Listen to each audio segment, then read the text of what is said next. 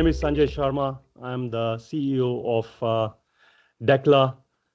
Today, we are going to talk about resilient leadership. And with me, I have someone who has built a career using resilience in her career path. She has under her belt big wins. She has always dreamt big and fast forward, uh, juggled a lot of roles within the various enterprise she has belonged to.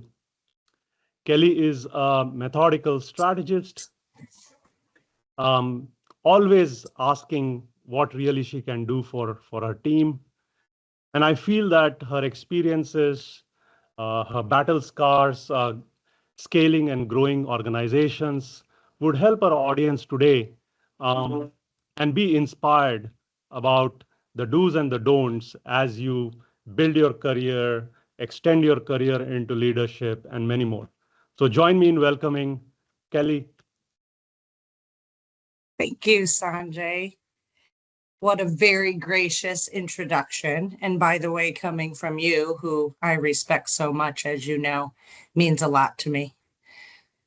Thinking about this conversation, you've always kind of been my professional Oprah, if you will. So you might get a few tears out of me. Who knows? We'll definitely have a few laughs along the way. But I've been thinking a lot about this conversation, especially this month and the topic for International Women's Day and the whole month. And it's kind of like that red car theory that once you start focusing on a topic or something, you recognize all the things that your peers and people you respect are saying on the topic. And so I'm really happy to be here today and just have a very open and frank dialogue, right? And be vulnerable and hopefully in a way that resonates with the women of Decklar and even the women at Ensono, right? Because I find myself in a very interesting time in my career being at Ensono, working with probably the highest concentration of really women leaders that I have been involved with in several years. So you found me at a good spot for this topic for sure. Perfect. As I was thinking through this conversation, what I wanted to achieve through this podcast was to really address the challenges of three categories of women, right? One, just graduated out of school, a lot of ambition, but really no playbook to build her career. And then you have people who are in mid-management, looking to force themselves into leadership. And really, there is no playbook on how to manage professional and social aspects of their life. And then there are women who have been leaders and who want to go global, who want to expand their horizon, take on more responsibilities, and be really very successful. And looking at these audiences and looking at your journey in the many years you've worked with companies like T-Systems, you worked with Atos, you worked with Ensenada, and now with Ensono. Can you share with us what a day in life of Kelli looks like when you started your career and now where you are? Yeah. And really, I can remember all of these phases. I'm not that old yet, so it's pretty easy to tap into it. And I do see my career as being very seasonal, meaning that you're in different seasons, right? As a woman, as a person, as a human, as a mother, whatever category you're putting yourself in. And so you are during seasons. And I have always viewed my career more like climbing a mountain than climbing a corporate ladder, because I don't know about the rest of everybody out there, women, but it has never been a straight climb, rung after rung after rung. It has always come with high highs, lower lows, questioning yourself, being able to sustain a pace, right? That sometimes feels for the season that you're in undoable. But that journey as climbing a mountain, you have to course correct. You have to take a different hold, right? You talked to me back when I moved from being coming off the board and going into an individual contributor role. And you asked me to think about if I was making that decision for my next step based on the exact moment in time I was in, or if I was really prioritizing what was right for me and taking a step out of that type of leadership role. And what I found was that, yes, it was. It was very scary. I questioned myself a lot. I wondered, would I ever get a VP title again, right? Or sit on another board. But what I found was it was the time in my life to go back and get closer to the client, to get back to what gave me fire every day, which was waking up, working with teams, right? Helping clients. So as long as you stay curious, you lead with integrity, right? Always, and lead with your heart. When things get hard and you've got to plow through them, you'll be on the right course no matter what decision you make, because it's important to understand that you choose. Nobody else around you makes that choice. It's yours to make, and you need to feel good about it. And for the many women in the audience, if you, for those who are just starting out or grinding their first big role, to becoming seasoned leaders, juggling between teams, big responsibilities, how do I keep this up without burning out is a common question that comes up. And I'm sure it has come for you as well. And when you step back and look at, everything that you have done and avoided to be sane, to have the same rigor, the same fire, how would you bring some of those learnings back to the audience that we have today? Yeah, I think too, before I really get to the learnings, right, you gotta go through it. And I kind of think of my career these days in 2026 as pre-pandemic, post-pandemic, because I was kind of like consumer staples, right? The consumer staple segment of the market. I was last in, but I felt like I was last to come out. Sanjay, like truly my mental, like my thinking, because it was an embarrassment of riches, I would say. At the beginning of the pandemic, I was still go, go, go. And a typical day meant airports and rental cars and client dinners. And quite frankly, if I was busy, I almost wore it like a badge, right? Like movement and meant momentum, and me being busy meant doing it all. And that pace is not sustainable, right? It comes with a lot of grit, but it also can come with burnout. And I honestly thought I was like this little energizer bunny that would never get burned out. And you remember another call I made to you where I said, I'm feeling, what am I feeling? And you said, you're feeling burnout, and reprioritize, right? And think about the choices that you're making. And that's what I did. I stopped viewing my calendar and a full suitcase and being gone all the time, right, as my achievements. And I really started to be more intentional about it and how I spend my time. And the time I spend talking to myself, I spent I changed that narrative too, right? Because if you hang on to the narrative, like, gosh, I'm just feeling so down and I'm not traveling anymore, and you gotta get out of your own narrative and your own thinking. But the real practical things I think you can do are, especially for us in tech, right? Everything we do, my eyesight's gotten worse, Sanjay, as a matter of the amount of time I've spent, right, digital things. So I say go analog, right? Like pick up a book. Yep. Hard paper copy, not a digital. Cook a meal with a friend or a spouse. Do things that just really get you analog and get you back engaged in life and out of work so much. Because being remote now, I just never turn off. And it's important to find those times, right? To step away and turn off from work. That's great counsel, Kelly.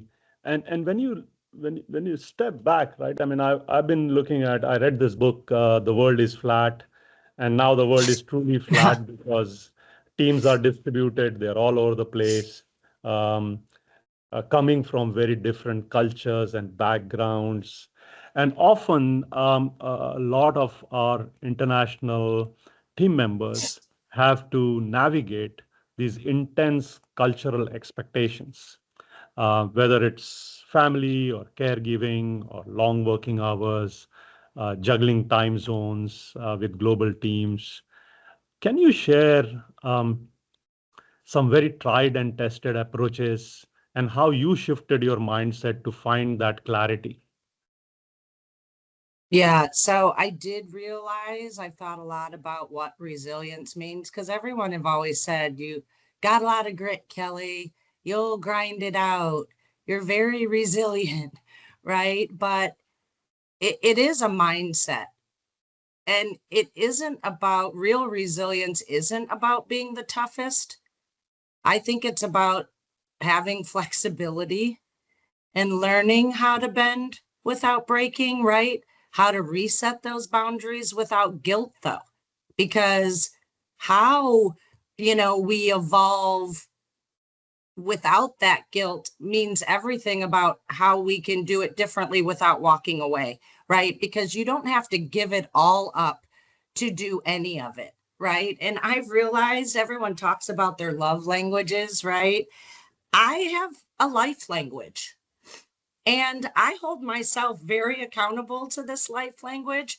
And it gets me in trouble. It sometimes is a fatal flaw, right? Because I also expect a whole lot from other people around me that meet that life language. And mine is loyalty, servant leadership, passion, and perseverance.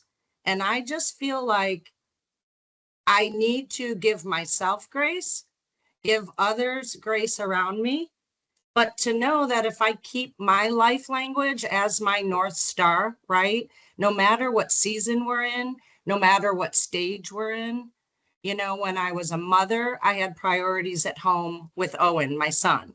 Now that I'm in my 50s, yeah, I can say that in my upper 50s, I have family, right? Challenges and aging parents to think about and family across the country, not in same time zones. So I think you really do have to define your life language. You have to make your career fit within that in your own way so that you can prioritize every day for the season that you're in without guilt, because it's okay to set those priorities. You can still be successful, by the way, setting priorities. So, Interesting. Yeah, I think it resonates a lot with how we have been brought up, right? From very humble backgrounds to being super ambitious and putting everything behind the goal and finally seeing it through. Um, mhm. and you've played similar roles that I played today, right? Reporting to the board, management meetings, looking at the objectives and the goals not only for the first year but the second, third, and the 5-year plan. And then when you shift gears from there to understanding how hard you are working Yep. beyond the coffee and the quick breaks, and how do you spot early burnout signs before it hits hard? Yep. Yeah. And really, a real recharge for me isn't just about coffee, right? Or a quick break, because I would work 24 hours a day, right? Just taking those tiny little breaks with my personality type. It really is stepping away long enough to reset. And it's kind of resetting your, like, kind of your nervous system, if you will, right? Because we get so anxious and we have a lot of high stress. So I've been doing a lot of things going back to that analog, right? I've been doing a lot of tasks that have to do with building something or making something or painting something, right? I've been kind of going to my own personal things that drive me to find the reset. I am a big believer, Sanjay, as you and I have talked about, in this concept of reset, right? And really viewing my early burnout as being irritable or feeling like I was losing a lot of patience at home. Or, one other thing I really noticed I was doing, I was super hypercritical of other people. And the more time I spent like in my own head doing these things that I knew were kind of not really with me, I noticed something's going on. And it came at a time, quite frankly, in the season of my career and my age, where I was going through some health things, right? I was really dealing with real life menopause issues, right? Real life fatigue and brain fog that came from it. So I was having a hard time distinguishing if it was like my health or if it was depression or something else that I had never had happen to me before. But I really did recognize it as burnout. And so I had to flip the script. I had to start thinking more about these clues to myself as not being failures, but being signals, right? Signals that I'm not doing something right, right? It's not feeding the happier side of me. I'm not finding that joy in it. So it's not a failure, it's feedback, right? And it's your cue to pause, reset, set some boundaries, and reconnect with what's really important to you.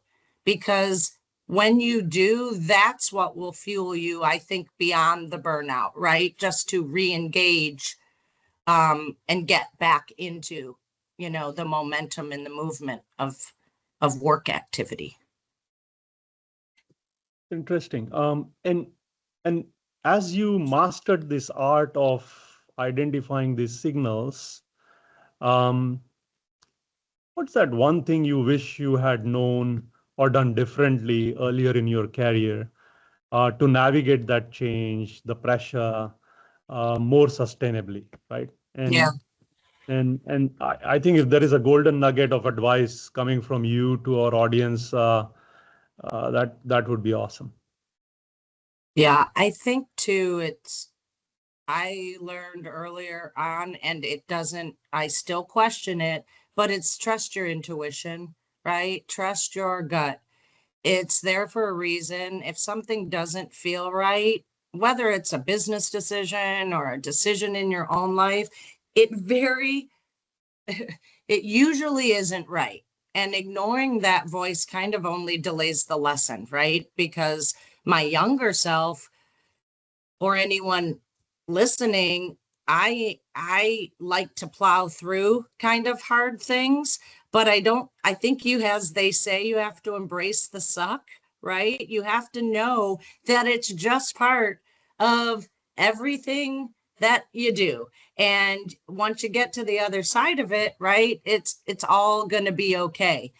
Take a breath, find that point of personal reset so that next step does feel more like yourself, right? It feels more right for you, because that's the most important thing here, I would say, to just keep reminding yourself of that. Trust your intuition. If it's not right for you, it likely isn't right. Excuse me. And you learn over time, right? And that's all based on the season and the perspective that you have in that moment. I haven't always gotten it right, but I just try not to regret it, right? The decisions that I made. And how did family respond to some of your signals or changes, um, and Not and and well. accommodating yourself? Yeah. So imagine, you have a mother and a wife who's basically traveling from Sunday evening till Friday night, 5 days a week for many, many, many weeks out of the year. And then all of a sudden, especially during this last season of change for me, she's back at home, never leaving.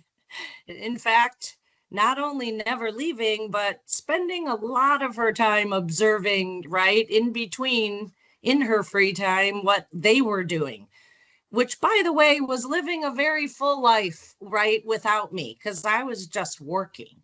So we frequently judge, or joke with each other that, hey, they would say, we don't work for you. And I would say, that's right, you don't. So it is important to find those breaks, right, and step away so that this whole thing doesn't glom together, like your work in your life gloms together where it all feels like work, right? Really, what it should all feel like is life, where your career fuels, right? It gives you that passion in your personal life, and your personal life fuels the creativity and the problem solving and the things that you can do to sell, right, in your work life. Yeah. And there are many women in your position where they are very ambitious and they're on a path or already taken on the high stakes role, and balancing family and personal life. Um, any quick thoughts, wins on how do they protect the space between family time or family commitments, family responsibilities against work, um, contributions? Yeah. I don't think everything can be perfectly balanced all the time. Clearly, I don't do a great job at it either. But I do think you can root fiercely for both teams, right? And even if it doesn't mean equal time. So if you align your intention and you forgive yourself when you fall short, right? Um, I think you're doing the best you can, and you have to give yourself some grace. So how do I feel good about what I do every day in selling? Mark Cuban once said that sales is helping. Because my life language is being a servant leader and being loyal, it is just naturally feels very good for me to want to help other people. So I just view work in the same way, right, that I do the personal things that bring me satisfaction. And I just put them all in activities that are true to my heart, true to my intention for life, and give myself some grace when I get it wrong, because I do, And how do you probably take more care of frequently. how do you take care of your health? I mean, from a person who's been traveling to a person who's now at home Yep. and still delivering that. What does your work day look like? What are the do's and the don'ts of keeping health balanced Mhm. and more agile? Well, one big thing is I don't miss my doctor's appointments anymore. If I had, $100 for every time I canceled one of my own doctor's appointments over the last 20 years, right? I probably would have a much larger investment pool than I do today. So I absolutely make sure that I make all my doctor's appointments, that I'm being hydrated, the basic things that people who are really, really burnt, that go at 1,000 miles an hour forget about, right? I try to sleep more now. My old adage used to be, I'll sleep when I die, Sanjay. So now that I'm closer to death, that doesn't seem like such a wise motto to have anymore. Um, so I do try to just basically take better care of myself. Doctor's appointments, hydration, sleep, and honestly, my mental health, protecting that. Not like I know that I don't like to say yes to things on Friday nights. Why do I say yes to things on Friday nights and then worry for 3 days in advance of needing to disappoint somebody that I'm going to have to say on that Friday night that I don't want, that I'm not going to go out? Those are simple adjustments you can make in your own head, in your own narrative, to know that it's okay, right? To set those boundaries, to not feel guilty about it, and to do the best you can. Yeah, I also see that there are opportunities. So at Decklar, we are now this year we are going to start some health clubs, for different age groups and Mm-hmm. various stages of life, whether it's just simple yoga to more, health engagements. We've also got a different kind of medical insurance provider here Mm-hmm. who are focused more on preventions and more proactive, healthy well-being than more diagnostic. So your feedback certainly resonates with some of the things that we are doing at Decklar as well. Yeah. And Um, even just the old Kelly used to think that I had to get to the gym and I had to put in this hardcore workout, and again, it's about seasons. So a lot of women I work with walk, right? It's the way they get outside, it's the way they are moving. Everyone is about 10,000 steps, right? Or more. Like, I just think that getting back to overall movement, and not just for the sake of keeping yourself busy to avoid the difficult things in your life, but just getting out and keeping your body healthy is a much more sustainable approach than putting that pressure on yourself to, I got to make it to the gym, or do it at your house, or do it yeah. around, or do an activity that builds it in, right? I've just learned to kind of see a 24-hour period, right? Including my health, my work, my family life, my pleasure, my sleep that goes right, all needing to be fit in this 24-hour period. Uh, Changing subjects. Kelly, you worked for many CEOs and leaders in technology sales. What is that one piece of advice most people unconsciously overlook in the rush to succeed? Um, if it keeps front and center, what help um, you can create and truly thrive in your space as a woman leader? Yeah. And when I was thinking about this, and also just from for the women of Decklar, having you as their leader, right? I've just kind of thought of this question in that respect. And I keep coming back to, everyone sells every single day, right? And we sell ideas, we sell solutions, we sell alignment, we sell ourselves, right? Um, and it says a lot about how we show up, because it shows up in the way we show up, right? And that's so important to the space someone like you, Sanjay, can provide for the women in your organization, right? Real opportunities to sell themselves, right? To believe in themselves, to know that they can quietly shape, right, the things around them, and that their voice is important and heard. And what you tell yourself in your own head, that narrative, so affects, right, how you live your life and everything that you do.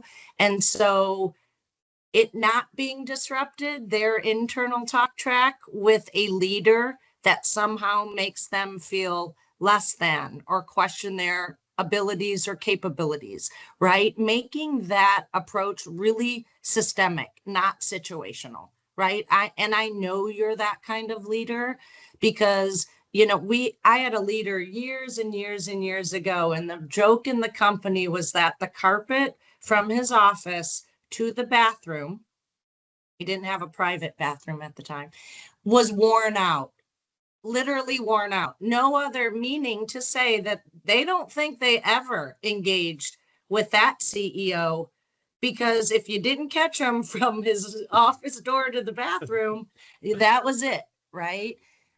Yeah. Be available, give the space for people, for women especially, right, to have that voice and to be accountable for shaping things, because the ego is the worst thing, right? Is the most terrible thing for all of us. And women have a very uncanny way of accepting responsibility for everything and credit for nothing. That's always been my motto. And I think that if you give them a space to thrive that allows them to be responsible for everything, they won't look for credit for anything. And the culture thrives, teams thrive, your business thrives, right? I think it's just so good for everybody. Really good advice here. Before I let you go, what's that one small thing, maybe a habit, maybe a phrase, maybe your favorite music, that help you stay grounded through all these chaos and pressure? Yeah, gosh, it's hard to say one thing, but I think it's about your mindset. You've probably figured that out for what I've said. I've always been a goal setter, right? I always have written it down, say it out loud, manifest it, pray about it, whatever you want to do, focus on it and do the work to achieve it. Because I know it seems really kind of cheesy to say, and kids nowadays will say it's delusional, right? But I do believe anything is possible if you're the one choosing it and if your mindset is right and it's focused on it. So get that internal, theme track of your life going. I'm a big music fan. I believe that music can be the great equalizer of all feelings, right? When you're sad, you can cry. And when you're happy, you can be excited. And when you need to be pumped up, right? Find that song. So find it, put it in your head as your internal theme song, right? And just go out there and crush it.